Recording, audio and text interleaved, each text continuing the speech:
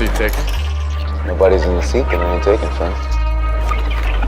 So this is, Sabacc? Sabacc.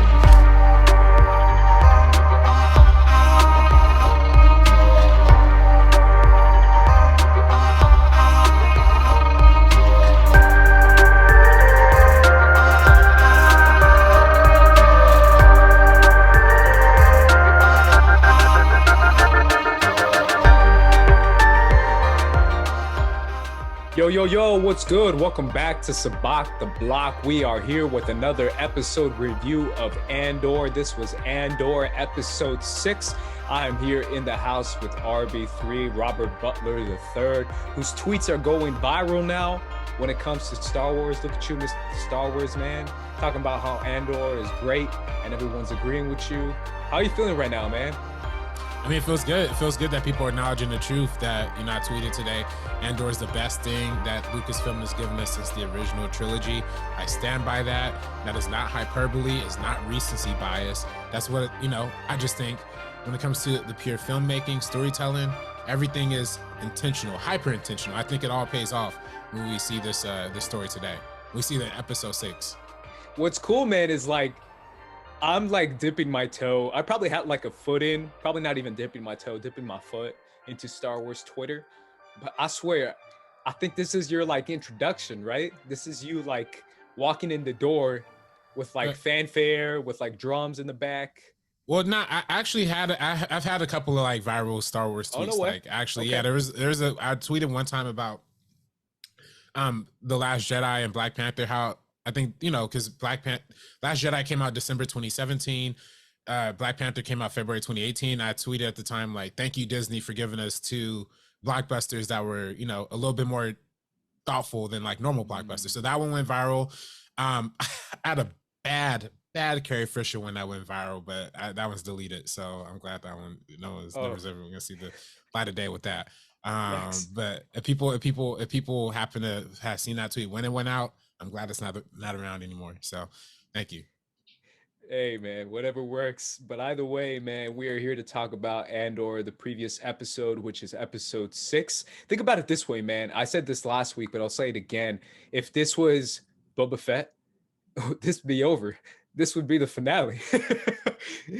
Yeah. But we still have 6 more episodes to go. I was like, man, I just feel like I went to a buffet. I got all my meals. I got all my salty food, my meats and my breads and all that good stuff. The garlic bread that they have at buffets. Every buffet has garlic bread. I just had my garlic bread. And now these next 6 episodes for me is just dessert. I'm getting the chocolate cake. I'm getting the Cinnabon bun. I'm getting all that good stuff because to me, bun. Yeah, bro, that stuff is good. I feel like this to me now is already peak Star Wars, and everything else we get is just icing, cherries, sprinkles, Oreos, all sugar. That's how I feel about this episode, because I was like, this is so good, and we're halfway in. I don't know how you're feeling so far. Yeah, this is I'm loving it so far. It's kind of a brilliant mixture between, I feel like, war, espionage, and also noir too. And when I speak about noir, I'm talking about how a lot of times in noir films, you follow one central character and their journey throughout, all these different adventures, and you meet a lot of side characters along those journeys.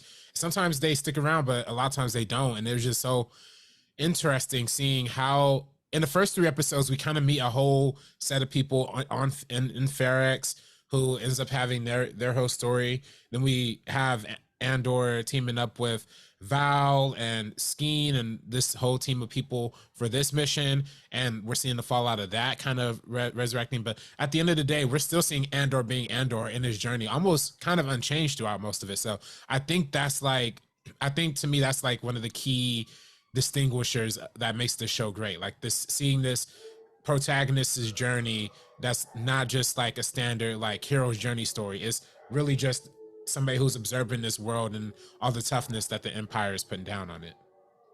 Yeah, I feel like it's definitely a deliberate paced, kind of a much more complete story, right? It feels filling, it feels full, it feels like it has a beginning and it will probably have an end. because of the length of the episodes when it comes to how many episodes they have, and because of the way they describe and give so much filling and meat to certain characters, where each character has their own background, has their own motivation, has their own rebellion, just like Vel says in a previous episode.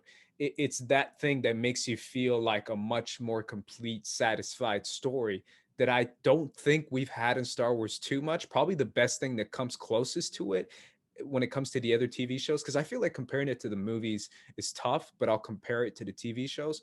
Well, I would probably say like the two animated shows, Rebels and Clone Wars, because those also have like 6 seasons, 5 seasons. Like those are the ones that have a lot more meat to the characters and a lot more filling to it. And I think this show is already reaching up there for me when it comes to the type of quality that we're seeing with characters. You said this is the best thing since original trilogy, right? Since Return of the Jedi. Yeah, no, and I stand by that. And I think it's definitely better than some people are talking about. Better is it better than Revenge of the Sith? Yes, of course it's better than Revenge of the Sith. Are you kidding me? Don't even like Careful, joke bro. like that. TikTok gonna come for you, bro. Yeah, I know. Star Wars Twitter gonna come for you. I know for some reason they love they love think Revenge of the Sith is like better than Empire. Yeah, no, that's ridiculous. Because these kids grew up on it, and that's but yeah, you can't. Yeah, I mean, yeah. Well, I didn't grow up on the Revenge of the Sith. I can tell you that. I did. But I mean, like I remember when those movies came out, and I was at the age that probably could have gotten me, but nah, I know what a good movie is, and even with Rogue it's a good One, movie. Come on. It's the best. It's the best. It's the best of the prequels, which is like saying who's the tallest kid in the kindergarten. You know what I mean? Hey, man, those kids are gonna grow up to be basketball players, man. So maybe, or TikTok commenters, you know. But I definitely that's. But then when we talk about the sequel trilogy, right? I like a lot of sequel trilogy. Last Jedi is definitely the best of them, and also Rogue One is a dope comparison to make too.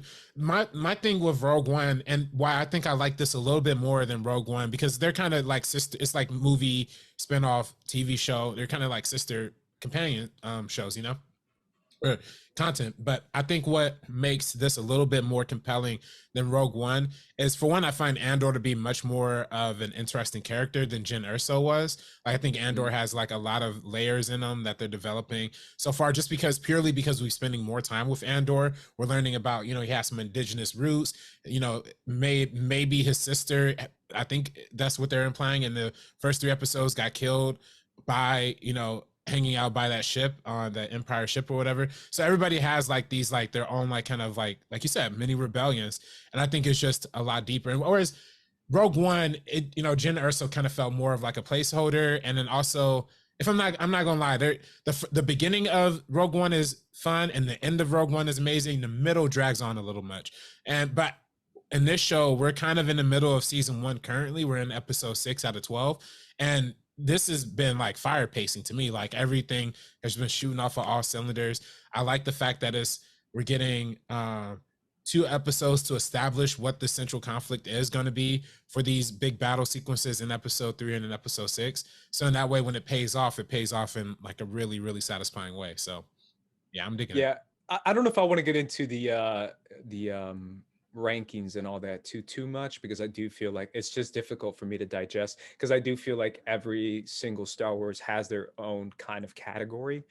So it's almost like they're playing a different sport, whether it's the sequels, the prequels, and the originals, each with their own timeline and each with their own highlights and characters and lowlights. But what I do want to get into is this episode and how it set up the tension of what we're actually getting, which is the robbing of the vault of the Empire on Aldhani, which built up, like you said, 2 episodes to build it up with really good quality and with really good storytelling and story building when it comes to the characters. And now when we finally get the release of it and the actual heist, because this is essentially a heist story when it comes to this episode, it lived up to it because it brought that tension with each character, and it brought that tension when it comes to rooting for these guys to pull off this heist and knowing that it probably won't go down 100% good.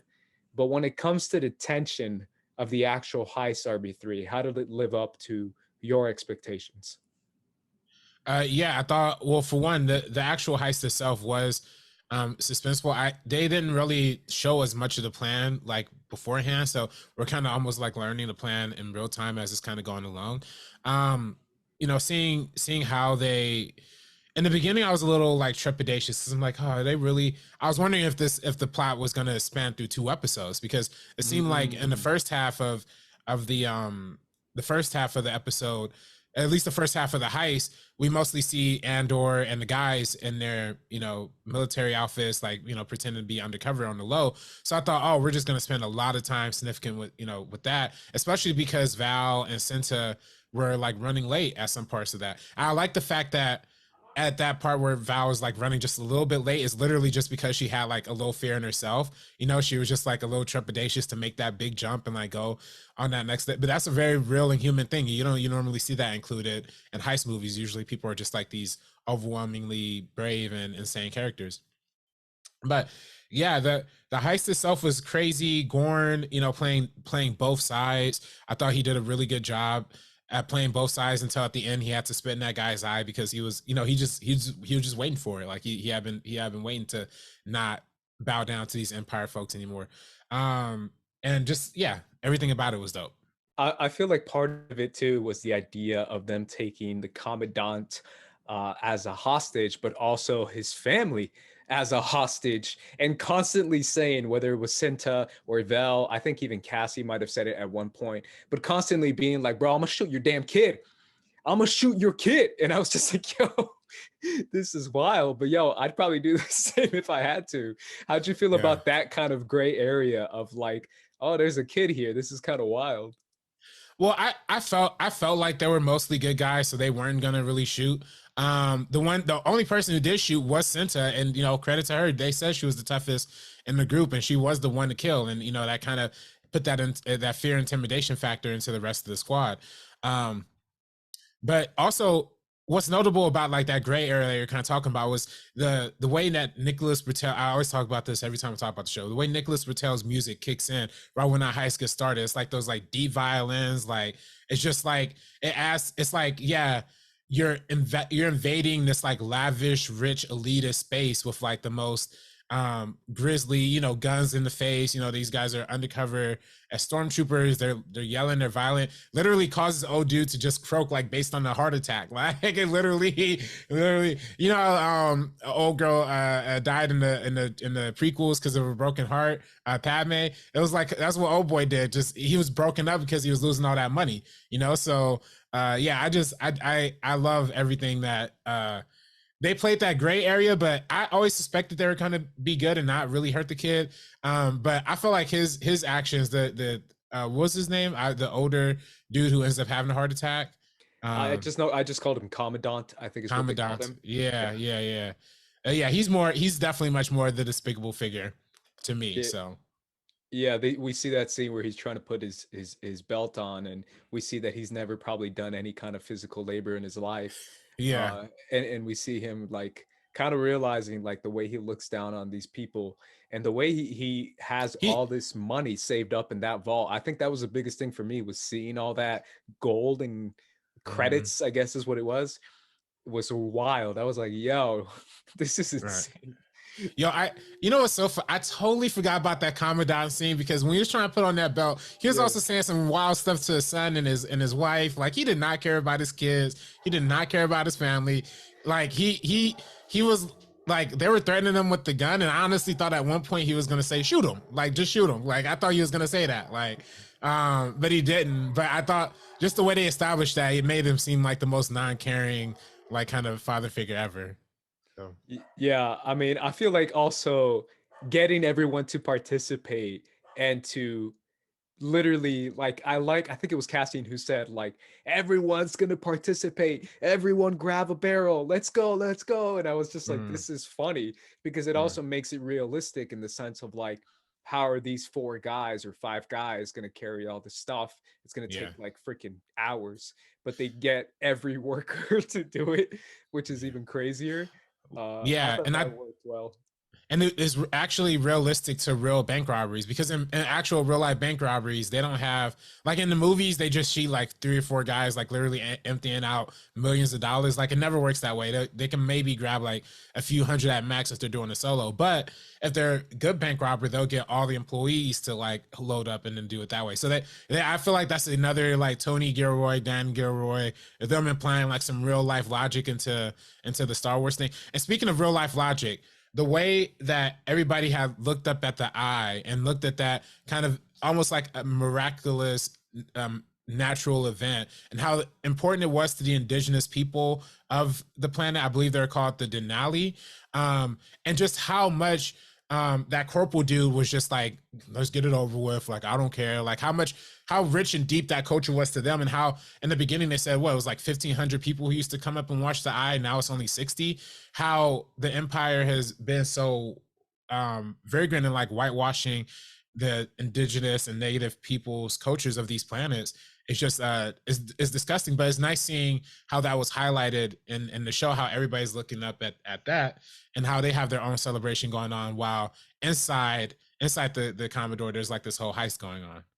Yeah, that scene was killer, and I was ready for it too, because after once you see the first one go by, like the very first one, you're like, oh my god, like what is that? Like it feels like a freaking rocket flying over the planet, and we're gonna get like hundreds and thousands of that at the end of the episode. And when we finally see it, and we see Cassian go in the shuttle and fly off into the freaking eye, just with hundreds and thousands of those things going by and just like completely overshadowing the sky, I was like, this is insane. Like it's beautiful, it's epic, it's thematic, it feels like it has symbolism when it comes to natural occurrences, and when it comes to supernatural events that we kind of put into our world when we can't comprehend something and we think it's supernatural.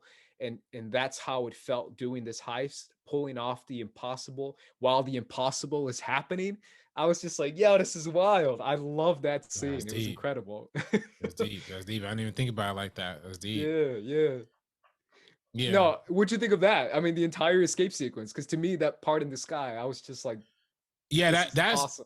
That escape sequence was wild, because for one, seeing them barely get out like in time. For one, Gordon was right. They should have been left the ship way earlier. They were just kind of sitting around, like letting some guy slack off. They let the old dude, pushing his own money into the thing, which is funny, but he's definitely like slowing down the operation. They have to shoot out at the end, and then we ended up losing Terramac and the Terraman, yeah, and then obviously Gorn, and then when they take off, we end up losing Nemec as well. He ends up getting crushed by one of those giant things of credits, which is like almost like a sick irony for somebody who, like they don't imply like his, like they imply his politics are very like liberal and very like pro freedom and very like anti empire, but and that I think in the natural extension of that, he's probably like not the most capitalistic person. Like he's probably somebody like, if I'm just guessing what Nemec's political economic philosophy is, I'm sure he's less of a capitalist and more of like, a socialist, communist, however you want to define it. So it's kind of ironic that he ends up getting, not ironic, but like sadly ironic that he ends up getting squished by all these credits, all this money, all of these things that the empire has used to like perpetrate their power and their abuse. And that's how he ends up going out. So that was really, really sad. And it was honestly, it reminded me of Dunkirk. You remember that scene in Dunkirk when I believe it was not Henry Styles, but it was one of those, it was Mark Rylance, when Mark Rylance's side story, how one of the kids on the boat literally just get hit in the head by a well and just ends up by a weight and just like dies like that way. I'm like, yo, they weren't even at war at that point. Like they were just they're in the home clear, and I was like, Nemec's in the home clear and he still couldn't make it. So that was sad. That was tragic for sure. Yeah, but I do think I want to kind of counter with you a little bit, because I do think he's going to survive. I think that he's going to make it through with that doctor at the end. And they made it seem like he'll probably survive and that he'll make it through, because that doctor seemed like he was clutch. I don't know if really. Wait, you don't think he'll survive? I don't think that at all. I felt like I thought, I don't know, I might have read the thing wrong, but I thought the doctor literally said he's not gonna make it, and they put the little white cloth over him Oh, as maybe I if it read it was wrong. like, I only saw yeah. it once, so Yeah, I don't know. I could be we'll wrong see. about that. Yeah. We'll see if he survives on next week's episode. They'll put like a cybernetic spine on him. Yeah. But yeah, I mean, there were so many incredible moments. I do want to touch on those people that we lost quickly. I know we touched on Gorn and Terriman. I feel so bad for. I mean, Gorn. We don't know if he's confirmed killed. To be fair, I don't think we ever actually see His his body. body. Versus Terriman, which we see him basically like with the dead face, and I was like, all right, he's dead, so we can't go back and get him. But Gorn, I feel bad because man, they're probably going to torture the crap out of him if they capture him and if he's still alive, because he might have just gotten a shoulder shot that we've seen people survive in Star Wars, like Leia. Yeah. So I feel like that's one thing that stood out to me. Also, the fact that Terriman tried to save Gorn and that's what got him killed. And I kind of feel bad about that too. I was just like, man, you can't leave him behind. But then he got killed. And then we have to talk about Skeen. Where Cassian is, where Skeen is saying all this stuff. Was I the only one? Back me up on this, where I felt like maybe Skeen was testing him. And I was like, maybe he's testing you, bro. You don't know. Maybe he's just kind of like, Skeen has always had that little thing with Clem. So I felt like maybe he's testing him, like, hey man, why don't we take this money together and we can run off? And and like maybe that was his last little test for him. And he shot him anyways. And I was like, what the hell? Yeah, I don't. Killed him. I don't think that was a test though. I don't think it was a test either. No. But I'm saying I thought about it though. I thought about it too. I definitely thought like the first time he said it, I was like, he got to be testing though. He got to be testing. But then like when he started saying it a second and a third time, and then when when Andor was like, but what about your rebellion? Doesn't everybody have a rebellion? He's like, I ain't got no rebellion. Like I ain't got no brother. I didn't even have a brother. I was like, oh shoot, he was making that up. Like, and which is so funny because I never liked Skeen, even before he was like pressing Andor about his stuff. I always was like looking at that dude funny. But the way Val had kind of vouched for him in episode 5 in the previous episode, I kind of regained my trust for him a little bit more. And they told that brother story. But yeah, it was a good misdirect. I think that's also something kind of real too. Like you never know when people are just gonna have that in them, Yeah, I mean the fact that if it was a test, he's like, yeah, man, I was just playing with you. And then he's dead. That'd be funny. That'd be dark, but it'd be funny. That's what Andor do though, man. He shoot first, ask questions later. Like he really said, yo, that's a good plan, bro. That's a good plan. Boom. I'm gonna do that plan on my own. He's like, yo, that sound real nice. You're done. Right. Now I'll do it on my own. Who needs you? Right. I mean, at least Andor didn't take all the money. He just took his little share, the little amount that he needed to get paid, and then he's gonna give the rest to these people or whatever. I do feel like it has to come back though. Kind of going into predictions now because everything is fair game. We know where Andor is gonna end up in Rogue One. We don't know where he's gonna end up at the end of this show.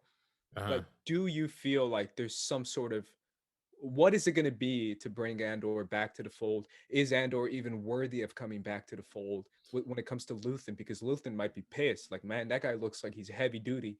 He looks like a tough dude. And now when he hears about Andor betraying him, do you feel like there's any like, hey, sorry about that kind of thing? Or is it going to come before that?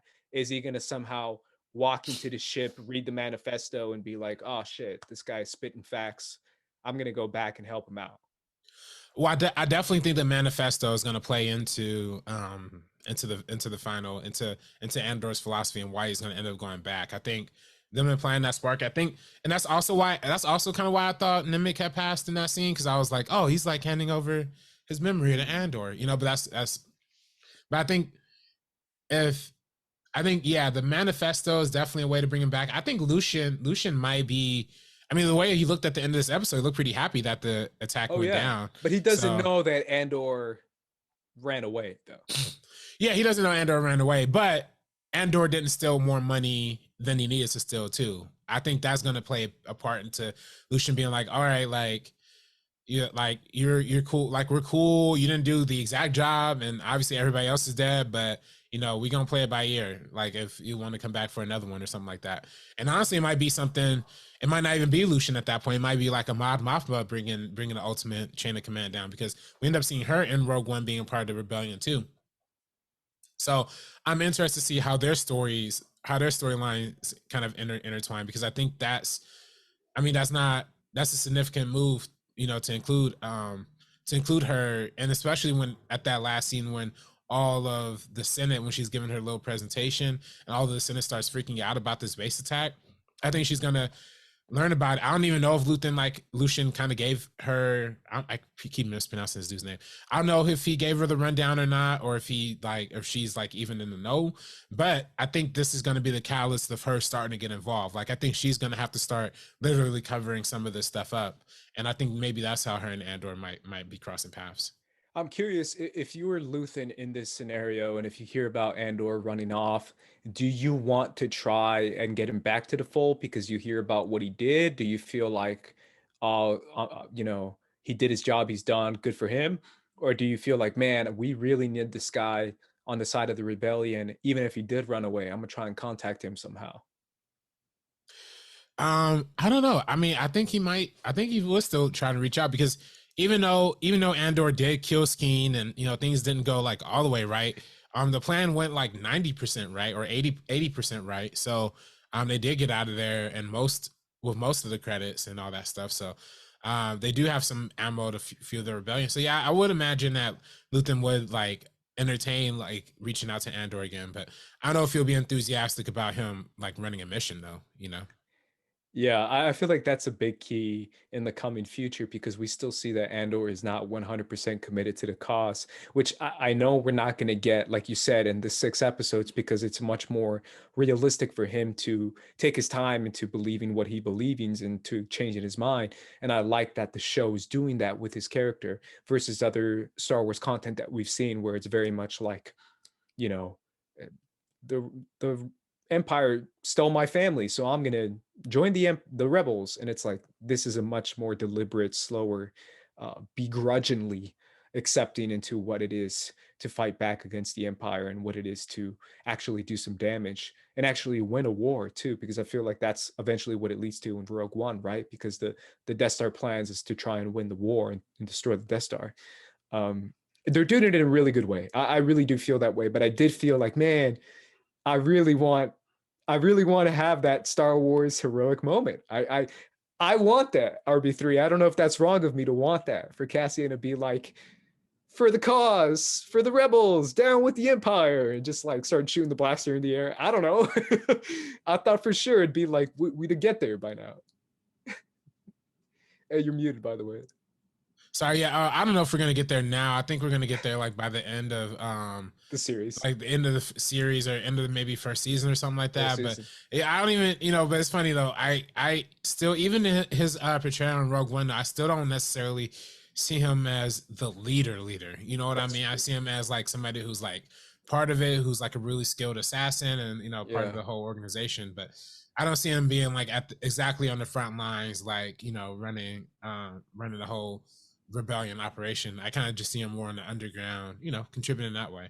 But I'm excited to see where we're gonna. I mean, there's so much stuff that they showed in the trailer that we haven't seen yet, like Saw Gerrera.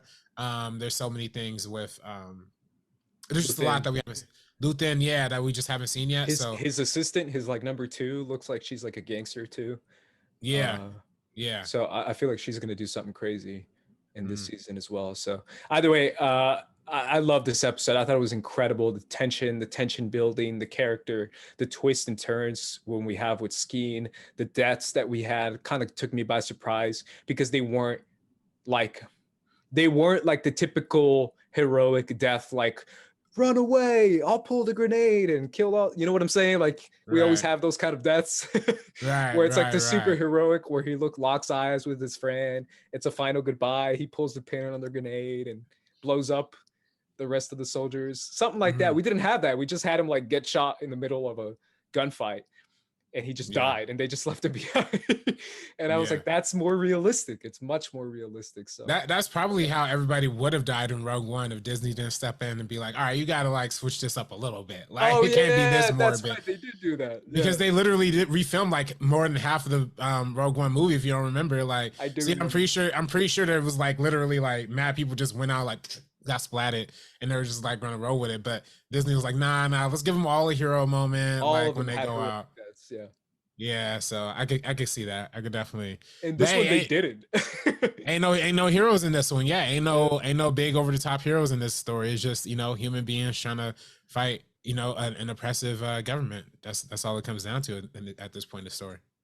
Yeah, I loved it, man. I really thought it was cool. I really thought it was one of the most realistic, yet tension-filled, yet very gorgeous and cinematic Star Wars things I've seen in a while. So I really loved it, man. Any final thoughts on this episode? Nah, man. Just everybody needs to be watching this show right now. Or if you're gonna wait to binge it, but watch it still. Yeah, I agree. I feel like I saw a lot of people being like, oh, I can skip this one, right? Because I know what happens to Cassian. And I'm like, bro, who cares? Watch it. It's like probably the best show that there is on TV right now. And it's a Star Wars show. So that's already like enough to get people engaged. So yeah, those are our thoughts on Cassian Andor episode 6. I called it Cassian Andor. On Andor episode 6, let us know what you guys thought in the comments down below. But either way, you can follow me at Squad Leader Ace. You can follow me at Director RB3. You can follow us at First Cut TMO as well, and make sure you guys like and subscribe if you haven't done so already. Make sure you do all that good stuff for us. We're going to be sticking around here talking about Andor and talking about more Star Wars in the future, so make sure you guys stick around. But either way, guys, for the First Cut crew and from Sabacc the Block, we're going to be peacing out, so peace.